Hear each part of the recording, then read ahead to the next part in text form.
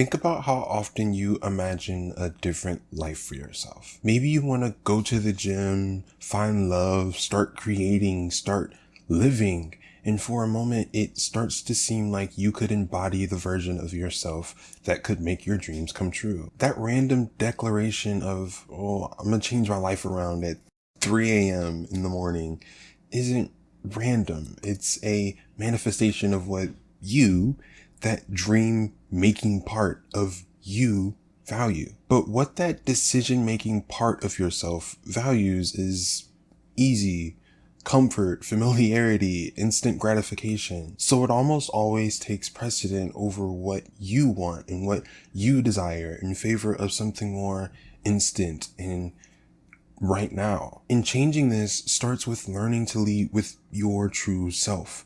No matter what you do at any point throughout your journey, you are going to hit a wall of discomfort. But how you scale these walls is dependent on how much you love the journey in its entirety.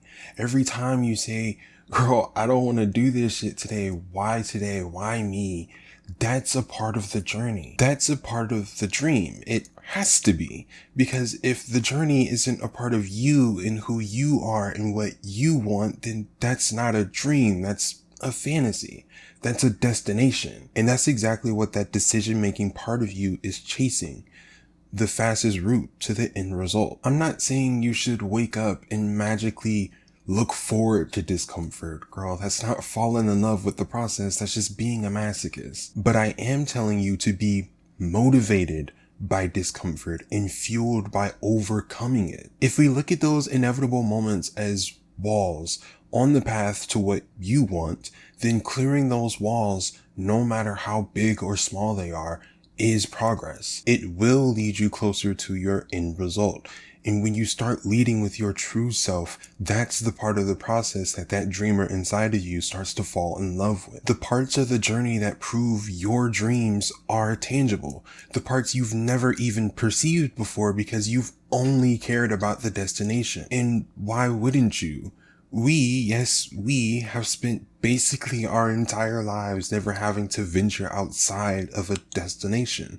We're comfortable, we're stagnant, and that's fine with us. But what you want is genuinely so tangible, you could act on it. You could grab a hold of it right now. Stop just thinking of what you want. Anyone can think of what they want, but people who actually get what they want didn't think it into existence. They brought it here. They attached not just the destination, but the journey to something tangible.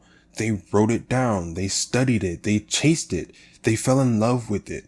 Because that's the price of making something tangible. That's the price of dreaming. I urge you to write down what you want from life. Figure out what you need to go after it. Find that part of the journey that you just absolutely love and have some fucking fun with it. Because all journeys have a destination, but not all destinations require a journey. I know a video like this is much different than the first video that I made on this channel. That was actually the catalyst for this video. Just because of how insanely inauthentic it was, I was not aligned with my dream self when I made that shit. It's so easy to show up in the world as someone you feel can reap the most unearned benefit rather than someone who can learn to navigate it as themselves. But this is me and this feels right. So I think that video is going to stay up as a reminder of who I am and who I am not. It is a learning process, and everything I want for this channel will be built video by video.